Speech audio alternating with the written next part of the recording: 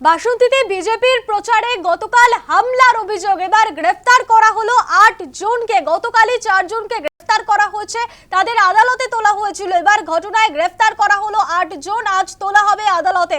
গতকাল দুপুরে বাসন্তী বাজারে বিজেপি প্রার্থী বিকাশ সর্দারের প্রচারে বাধা দেওয়ার অভিযোগ ও পুলিশকে মারধরের ঘটনায় কিন্তু গ্রেফতার করা হলো এবার 8 জনকে।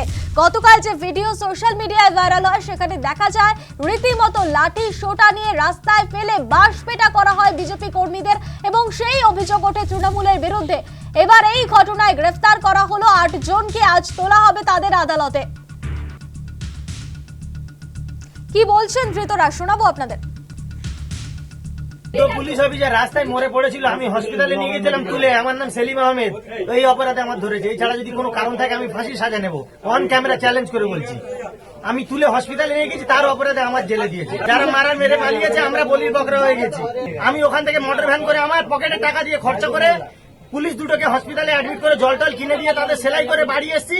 যাওয়ার মুখে আমাকে ধরে নিয়েছে।